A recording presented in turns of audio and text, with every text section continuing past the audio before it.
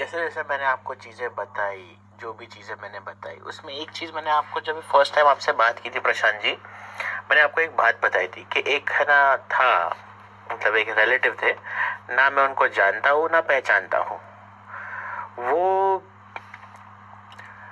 है ना मेरे बुराई किसी के सामने कर रहे थे। अब वो जिनके सामने मेरी बुराई कर रहे थे ना, उनके पास में एक टाइम पे पढ़ा 2008-9 में, मैं 8-9 स्टैंडर्ड में था तभी, तब की बात है ये। तो उनसे मेरी बातचीत थी। एक गुरु है, अभी स्पिरिचुअल है या वर्ल्डली गुरु है, डजेंट मैटर, मतलब वो जो सिखा रहे थे मैथ साइंस स्कूल के सब्जेक्ट्स व्हाटएवर। तो उनसे मेरी उस वक्त बातचीत थी, जैसे मैं बोला था 3 नंबर के घर में, तब मेरी लोगों से अच्छी बोलचाल थी, अच्छा सब कुछ था।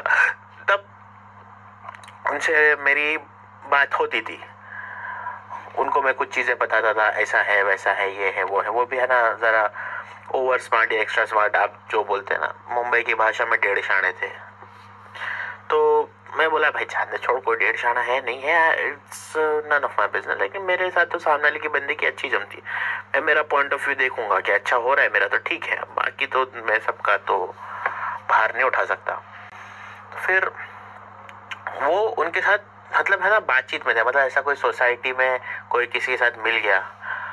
अब वो जो हमारे जो सर थे वो बेचारे है ना, मतलब इतना उनका पैसे में इतना उतना नहीं था, और वो जो है ना जिनसे बात करते थे, मतलब वो अच्छे, मतलब क्या बोलते हैं उसको, थोड़े पैसे वाले थे, मतलब थोड़े अच्छी अपर मिडिल क्लास बोल सकते हैं आप।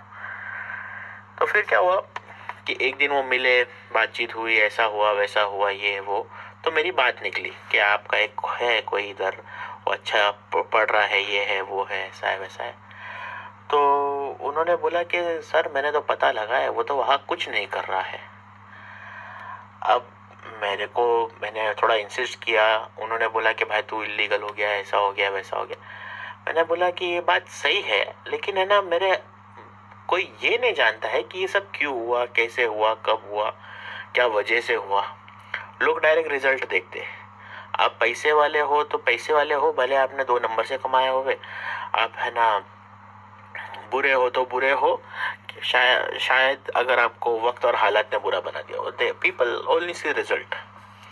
तो फिर मैंने बोला कि सर कौन बोला आपको ऐसा सब। तो मैंने वो बोले नहीं नहीं यार मेरा नाम आ जाएगा, ये हो जाएगा वो हो जाएगा। मैंने बोला सर बताइए तो सही, नाम तो मेरे को पता है किसने बोला, लेकिन मैं खाली वो चाहिए, एक है ना क्लैरिफिकेशन चाहिए कि मैं जो अंदाजा लगा रहा हूँ वो सही है। तो उन्होंने बोला कि फला फला आदमी ने बोला। मैंने बोला मेरे को पता था। क्यों पता था? कि उनको भी जाके हमारी नानी ने ही बोली है।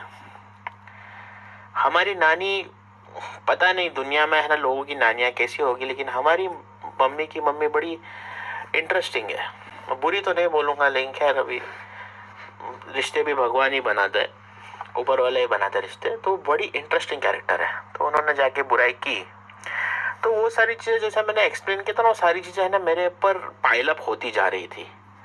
तो मेरा लेवल ऑफ फ्रस्ट्रेशन और एंगर और सामने वाले के लिए एनिमोसिटी बढ़ता ही जा रहा था। सामने वाले के लिए मेरे दिल में है ना कड़वाहट, क्रोध, कि इसको तो मैं है ना दुनिया को माफ कर दूं, इसको माफ नहीं करूंगा मैं।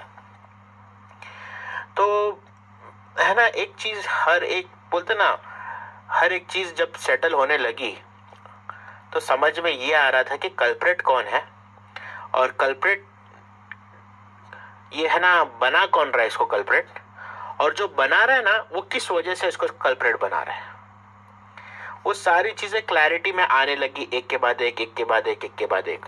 फिर मैं बोला कि यार मैं ये बंदे को जानता नहीं हूँ, इससे मेरी बातचीत नहीं है, ये बंदा है कौन और ये मेरी बुराई क्यों कर रहा है, इसको किसने राइट दिया मेरी बुराई करने का।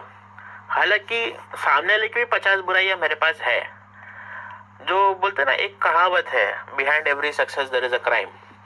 तो क्राइम तो नहीं बोलूंगा, लेकिन है ना कोई दूध से धुले हुए तो वो भी नहीं है। फिर दूसरी बात क्या थी कि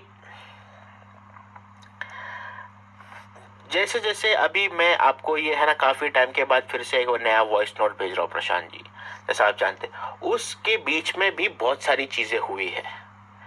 जैसे मैंने बोला पुलिस स्टेशन, पुलिस स्टेशन के ऊपर कोर्ट, कोर्ट के ऊपर कर्जा, कर्जे के ऊपर बदनामी, बदनामी के ऊपर हाथ पैर कुछ दिमाग नहीं चले, हाथ पैर, जब दिमाग ही नहीं चलेगा तो हाथ पैर क्या चला सकेगा कोई।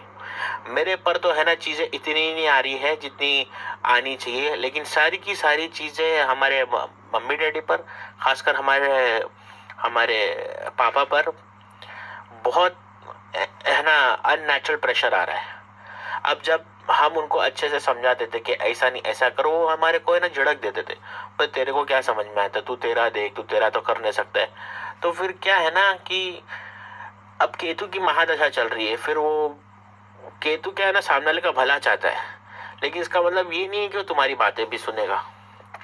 तो मैं तो फिर भी बेटा हूं, मैं तो बोला जान दे कोई बात नहीं, अभी वो फ्रस्ट्रेशन में है, ये है वो है। जब भी मैं आपको ये रिकॉर्ड कर रहा ना, उससे 2 घंटे पहले, 1 घंटे पहले ही मेरे को ये बात पता चली कि वो जो केस इतने सालों में नहीं उठाना वो फिर उठा, जो केस इतने सालों में नहीं उठाना वो फिर उठा। वो केस अचानक आया है और है ना हमारे डैडी पूरी तरह से हेवायर है, उनको कुछ नहीं समझ में आ रहा है, कर्जा हो गया उनके ऊपर, वो सिवाय सिवाय अभी सब्र करने के और कोई भी कुछ नहीं कर सकता। मैंने आपको इतने टाइम तक जो नहीं भेजा था ना वॉइस नोट प्रशांत जी, वो इसलिए था कि हर रोज, हर हफ्ते, हर घंटे, हर लम्हे कुछ ना कुछ नया हो रहा था, कुछ ना कुछ नया हो रहा था। मेरे साथ नहीं, लेकिन मेरे से रिलेटेड लोगों के साथ में। अब वो मेरे से रिलेटेड भी है ना माँ बाप है, अब उनके साथ में होना, मेरे साथ में होना एक ही चीज है, लेकिन डायरेक्ट नहीं इनडायरेक्ट इफेक्ट डालता है। और ऐसा है ना कि क्या कर सकते हैं आप, कुछ नहीं कर सकते, आपको झेलना ही झेलना है, आपको झेलना ही झेलना है। लेकिन बहुत सारी चीजों में, बहुत सारी चीज हुई है 7-8 सालों में, लेकिन एक चीज समझ में आ गई कि आपको है ना सब्र और झेलना दोनों आ जाता है। और मैं एक चीज आपको बहुत ही इंटरेस्टिंग बताना चाहूंगा कि मैं अगर ये बोलूं ना कि कुछ नहीं होगा, तो वाकई में कुछ नहीं होता है। और मैं ये बोलूं ना तो कि देख लो थोड़ा, तो कुछ ना कुछ ऐसा है कि होने वाला है, आपको थोड़ा अटेंटिव रहना पड़ेगा। कर तो आप फिर भी कुछ नहीं सकते, लेकिन थोड़ा अटेंटिव रहना पड़ेगा।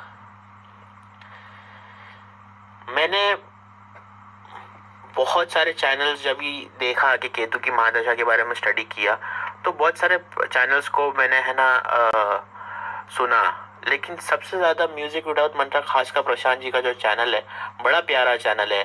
प्रशांत जी बड़े अच्छे इंसान है, हालांकि मेरी तो सिर्फ बात हुई उनसे, लेकिन उनसे बात करने के बाद ऐसा लगा कि ये बंदा वो है जो मरहम लगाने रेडी है, इररिलेवेंट ऑफ द चैनल, लेकिन है ना प्रशांत जी वो है कि जो समझाते हैं और समझते हैं कि केतु की महादशा में ऐसा ही होगा।